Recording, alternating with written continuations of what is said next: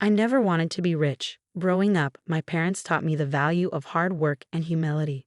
Dad ran a small diner, and Mom helped out while also working as a teacher's assistant. We weren't poor, but we weren't wealthy either, just comfortable enough to be happy. That's why when I inherited my grandfather's real estate empire at 25, I decided to keep it quiet. I wanted to find someone who would love me for who I was, not for my bank account. I continued working as a waitress at Charlie's Diner, the same place I'd worked through college. That's where I met Michael. He came in every morning for coffee and pancakes, always sitting in my section. Unlike the other suits who barely looked up from their phones, Michael actually talked to me. He asked about my day, remembered my stories, and made me laugh with his terrible dad jokes. After 3 months of daily pancakes and shy smiles, he finally asked me out. "I know this great little Italian place," he said, nervously fiddling with his tie. "Unless you're sick of serving food and would rather get served for a change." I said yes, and that dinner changed my life. Michael was everything I'd hoped for: kind, funny, and genuinely interested in me, not my wallet.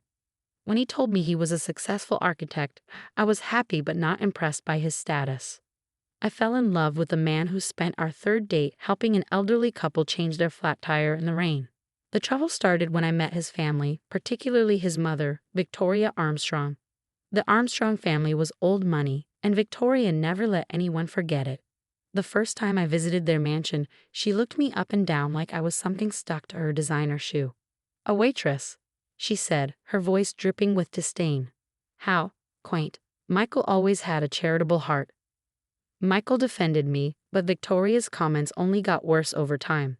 She made pointed remarks about my simple background, my limited education. I had a business degree, but apparently that wasn't good enough. And my unfortunate career choice. Still, I loved Michael, and he loved me. We got married in a simple ceremony that Victoria called embarrassingly modest. I didn't care. I was happy, and my secret fortune remained safe in the various corporations and trusts my grandfather had set up. Everything changed at Victoria's annual summer gala. She'd been planning it for months, inviting Boston's elite to show off her mansion and her social status. The morning of the party, my lawyer called with interesting news. The deed to Victoria's precious mansion had finally cleared. I'd bought it through one of my shell corporations, along with most of the properties in her exclusive neighborhood.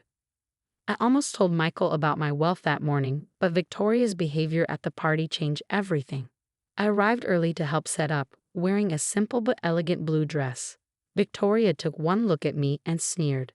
"Oh dear, is that off the rack?" "Well, I suppose it's the best you could do on a waitress's salary." I ignored her, like always. The party started, and Victoria's mansion filled with Boston's wealthy and powerful. I recognized most of them, not as their waitress, but as their landlord through various property holdings. They just didn't know it. The humiliation came during Victoria's speech. She stood on the grand staircase, champagne in hand, and began thanking everyone for coming. Then she spotted me trying to blend into the crowd. "Oh, and let's not forget our special guest," she said, her voice carrying across the marble foyer. "My son's wife, the waitress. You know, sometimes I think Michael married her just to spite me. I mean, what else could a successful architect want with a girl who serves pancakes for a living?" The crowd laughed. Some looked uncomfortable, but no one spoke up. Michael was stuck in traffic, running late. I was alone. Perhaps she thought marrying my son would be her ticket to a better life. Victoria continued, clearly drunk on both wine and attention. "But darling, you'll always be what you are. A worthless waitress playing dress-up in our world." I felt hundreds of eyes on me. Victoria's words hung in the air, sharp and cruel. But instead of crying or running away, I smiled. A calm, knowing smile that seemed to unnerve Victoria slightly. "Thank you for your hospitality, Victoria," I said quietly. "I'll see myself out." As I walked to my car, I pulled out my phone and called my lawyer. "John, remember that renovation clause in the new rental agreement? Let's put it into action, first thing tomorrow morning." I drove home to wait for Michael, knowing that Victoria's perfect world was about to crumble. The next morning would bring a surprise that would wipe the smug smile off her face forever. When Michael finally got home that night, I was sitting in our kitchen, waiting. He rushed in, looking devastated. "I heard what happened," he said, pulling me into a hug. I'm so sorry, Mom was completely out of line. I'll talk to her, make her apologize. I shook my head, fighting back tears, not from sadness, but from the weight of what I was about to reveal. Michael, there's something I need to tell you. Something I should have told you long ago. But before I could continue, my phone buzzed. It was John, my lawyer. Everything was ready for tomorrow morning. Victoria's perfect world was about to be turned upside down, and for the first time since I'd met her, I couldn't wait to see my mother-in-law. The next morning dawned bright and clear. I woke up early, my heart racing with anticipation. Michael had already left for an important client meeting, unaware that today would change everything.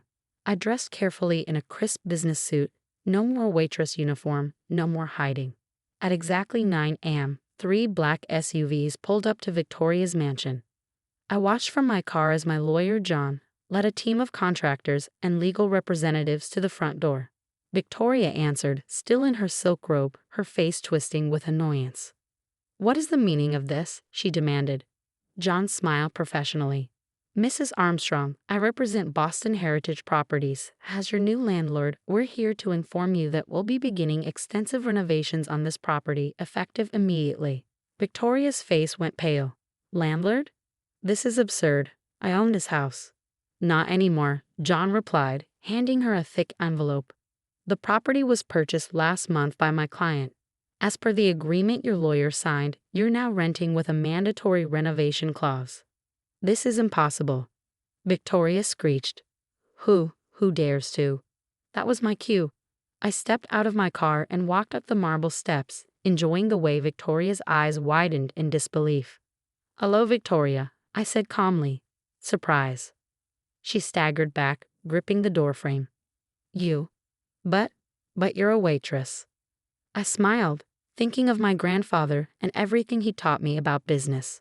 "I am many things, Victoria. A waitress, yes. I'm also the owner of this house, most of the properties in this neighborhood, and about 60% of the commercial real estate in downtown Boston." The contractors started moving in equipment as Victoria stood frozen in shock. "The renovation will take about 6 months," I continued, "during which time you'll need to vacate the premises. Of course, as your landlord, I'm required to offer you alternative accommodation." I handed her a glossy brochure for a modest apartment complex across town. "It's not quite up to your usual standards, but it's the best I could do on such short notice. Unless you prefer to stay with your sister in Connecticut?" Victoria's face turned an alarming shade of red. He planned this. All along, you were just waiting to humiliate me." "No, Victoria," I said firmly. "I kept my wealth secret because I wanted people to know me for who I am, not what I own. You're the one who chose to judge me, to humiliate me, to treat me like I was worthless because of my job." Just then, Michael's car pulled into the driveway. He got out, staring in confusion at the scene before him. "What's going on?" he asked, looking between me and his mother. Victoria launched into a hysterical explanation, but I held up my hand. "Michael, remember what I tried to tell you last night? It's time you knew the truth."